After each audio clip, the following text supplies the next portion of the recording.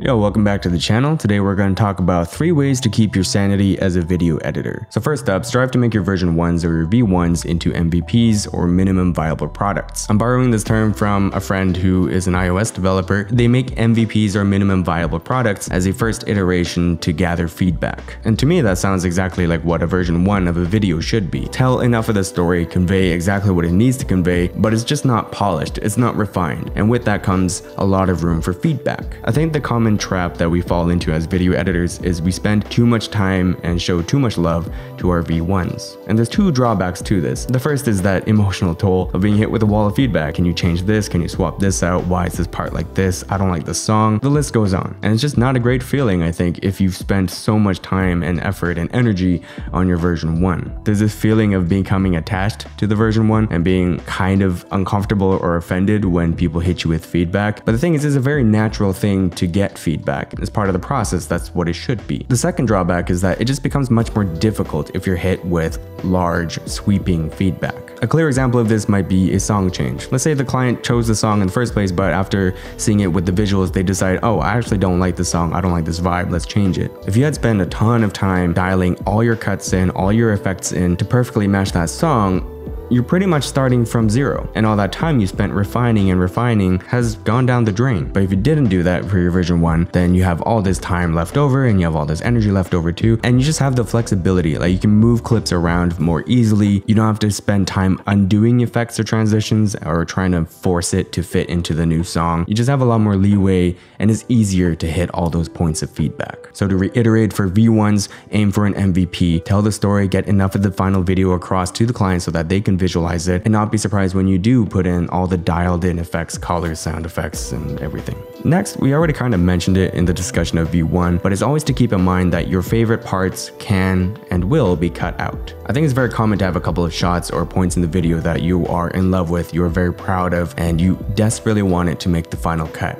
And when the client asks you in a round of feedback to get rid of it, you kind of just implode and die a little bit inside because you loved it. But the thing is, if you push that feeling aside, sometimes you can see that the client is right, that it doesn't really do much for the video and it doesn't make sense to have in the video, or it just takes too long. I think an example of this might be like an amazing slow motion shot that just looks so good, but it takes up too much time and it kind of messes up the flow of the rest of the video. And I think this also just applies to the edit overall. There have been countless times where clients have asked me to make it shorter, cut more. And I was always just frustrated because I thought it doesn't make sense to cut more. How are we going to fit in everything in without giving people seizures? But after the project wraps up and I watch the video again, maybe a couple weeks later, it's perfectly fine. It's at a good pace and it's engaging because we were so ruthless in our cutting. And perhaps this can be up for debate, but nowadays I approach it with very little emotion, which is, I guess, good and bad. I don't get as emotionally attached, as weird as that sounds,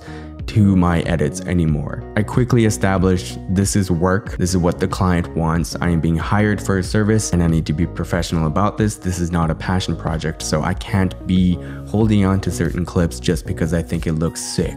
That being said, if you strongly believe that cutting out a specific clip or section of a video will be detrimental overall, then you have to be comfortable with saying that and approaching the client in a very professional manner, expressing why you think it will be detrimental. It can't just be an impulsive or emotional response or reason. Third is something that I'm surprised and disappointed in myself at, that I didn't figure it out on my own. I learned it from somebody else when I was working at an agency. And that is to save each version as a new sequence. I don't know if that makes sense to people who don't edit in Premiere Pro, but your timeline, your sequence, duplicated for each version. So you have one copy of it for version 1, you get your feedback, you make a copy, title it version 2, make a copy, and so on and so forth. For this one, let's take the example of changing the song again, or perhaps changing the structure drastically so the front of the video becomes the back of the video and vice versa. Sometimes, unfortunately, the client had that great idea in their round of feedback, and once they see it, they realize, oh, that was the wrong decision to make. Never mind, can we switch it back? Beginner me would have had a meltdown because I would have to reconstruct that previous version because I didn't have a version of it lying around. Of course, I could go into the autosaves and pray that one one of those versions has that old timeline, but if it's not because you're saving every single minute, well, you just gotta reconstruct it. So again, save each version as a new sequence because you never know when you'll have to return to an older one. And actually, I want to add this as maybe a bonus thing. Have this discussion about revisions beforehand, before you start the project even. There are people that offer unlimited revisions, but they price accordingly, and they have that in mind. There are way too many times where I've been caught off guard with the number of revisions or how, I guess, picky the client is and how perfect they want the final product to be, because I wasn't really established when we're discussing the project. So for me personally, I established, okay, you're gonna get X number of revisions. After that, I'm gonna charge you per round. And for me, I've chosen to go with that system because of two benefits. The first one is obviously just for my mental well-being, but my time. I don't want to be caught off guard by a video taking 14 rounds of revisions instead of the initial 2 or 3 that I had imagined. Once a video gets into that territory, I'm burnt out by the end of it. I don't want to work on it anymore. I don't care about it anymore. So it's just not a good feeling all around. And because my expectations was like 2,